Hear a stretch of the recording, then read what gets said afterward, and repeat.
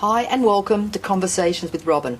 On today's program we have Kathryn Alice, and Kathryn is in Australia promoting her Manifest Your Soulmate workshops. Kathryn, welcome so much to the show. Thank you, Robyn. Wonderful to be here. It's nice to have you, and I haven't actually had anybody on the show talking about the soulmate aspect. Oh, wow. Well, I'm honored. Well, thank you. And just to get right into it, soulmates. What's your understanding of the term soulmate? I believe that everyone has a soulmate and that it's someone who is meant to be with you. Some people find them early in life and others take a while.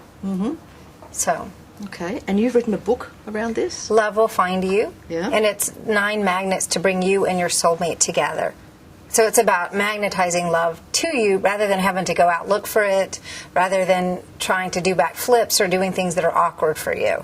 Okay, when you say nine magnets, what's that?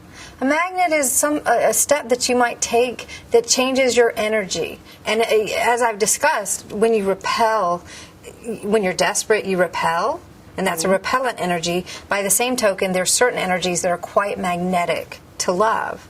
And so in the process of the book, I lead people through those steps to become magnetization. Okay, are you able to say what the 9 steps are? Are they just like, one or two word? The gist of it is, one of the first step is believe that there's somebody out there just for you. And it's easy in this cynical day and age to not do that, to get negative about it. And I think you have to let that go. It doesn't work. And then another step is releasing anybody you're hanging on to. Many people have a tendency to hang on to past loves, subtly or more obviously. That has to go. You have to release negative beliefs you have about love, about your own prospects for love. And we do a process called a soul call. And that is an inner calling out for your one that you can do through meditation. That's a step, is doing the soul call. There's a different way of dating. That's one of the magnets. Dating in a different way, where dating actually becomes quite fun. It's a different take on it. And then one of the last steps is actually to get ready. Prepare yourself. In other words, to receive. To receive, yes. Okay. Exactly. In your workshops, do you have a set number of people? Does it matter how many people come to your workshops? It doesn't matter. I've had crowds up to 500, 1,200, and the more usual is around 100. And it doesn't matter. However many people there, it determines some of the energy, and we go with it. Okay. So, what led you to do this work in the world? I was directing a crisis support team at Agape, which is my spiritual home in Los Angeles, California. And I saw the biggest source of pain and the biggest cause of people being suicidal were love issues. Wow. And so I saw a great need for turning things around. And as people would come into our clinic, we were able to turn them around. And they would go out and heal, and they would quickly manifest love. Someone would come into their lives. And so I took that and began workshops that were quite well attended. Okay. So, how long ago did you start the workshop? It's been about 10 years or so. Okay. Yeah. And are you with your soulmate? I am now. You want to share about that? Well, when I started doing this, I was quite single, and everybody would give me flack and say, oh, where's yours? If this works, where's yours? But meanwhile, everybody else was getting their soulmate. And then he did come along, and now what I get is, oh, you're married. What do you know about dating? So I've had both ends of it. But yes, I'm with my soulmate, John. We're very happy together. We have 4 children now. And it's everything that I write about. It's nice to now be an example of living that. So, yes. Well, I actually came to your workshop last night. Yes.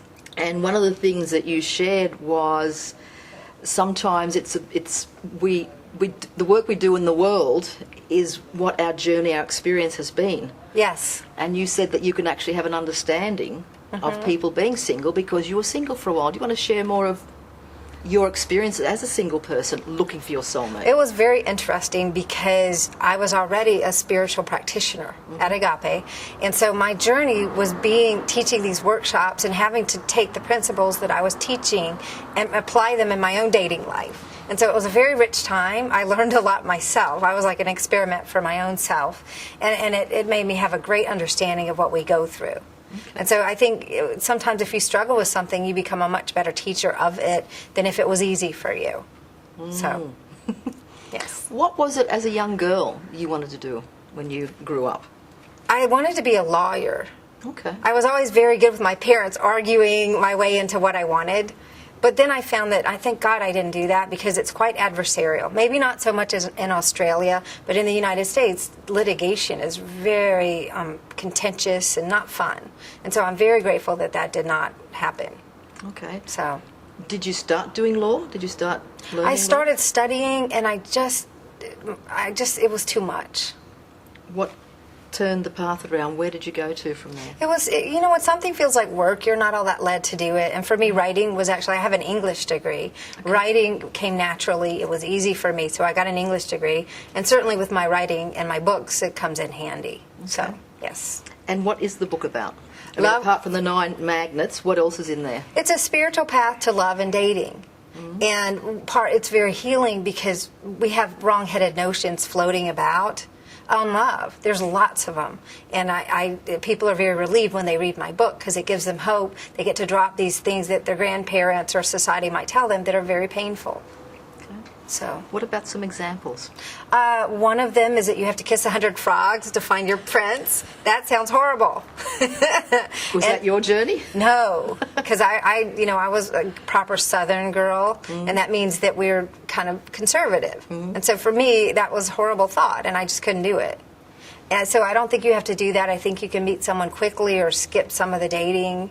You don't have to get out there. That's one of them. People get these painful notions: if I'm a certain age, love has passed me by. I'm too old for love. I'm too overweight. Things like that. And I have seen love happen at every weight, at every age, at every state of being healed or not. And so I relieve people of that burden of thinking they have to be something they're not in order to qualify for love. Okay. So, yes. Well, last night you gave some examples of what's happened to people after they have been to your workshops. Can you share some of those? I've had, one example is someone who was a victim of the Holocaust in Germany, and she lost her parents, her whole family, and her whole life lived as a victim. Very sad, married the wrong person who was emotionally abusive to her, and he died. And she had all of this grief come up from her past, and I worked with her to learn to be joyful, to imagine that she could have more than she ever allowed herself to have, to set her standard higher. And at age 65, she met her soulmate, a man who was around 69, and they fell in love, and for the first time in her life, she was like a teenager, floating above the air, just having the best experience, and they're still together. They never got married. They moved in. They're traveling the globe together and having the time of their life. So that's one example, and there are many more. Okay, you also shared a couple you met, or a couple you saw when you at an airport. Right. The older couple. That was a beautiful story.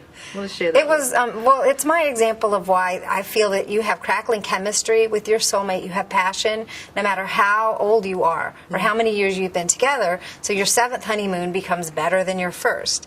And I was in South Carolina in the airport, and there was a lady who must have been about 85 sitting in the lap of her love, who was 90 about. And they were giggling and being silly. And, you know, doing what I do, I had to go ask them, well, what's your story? And they said, well, honey, we've been married for 50 years. Because I asked them, did you just start dating? They seemed like they were just dating.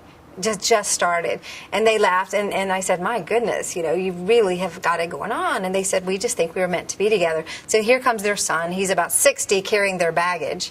And I said, have they always been like this? And he laughed, and he said, oh, honey, growing up, it was just very embarrassing. They've always been this way.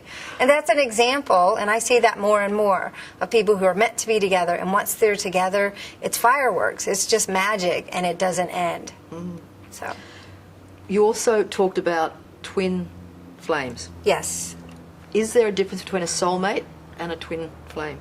I think that we might have many soulmates. And if you've ever met someone and you felt, oh, I've known this person before. It's going so deep. It's like we've always known each other. And it feels like a soulmate, but it doesn't last.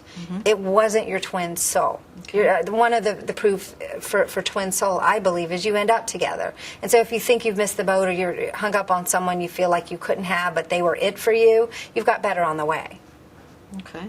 So We'll take a break, and we'll come back, and we'll find out more about finding your soulmate. Stay with us.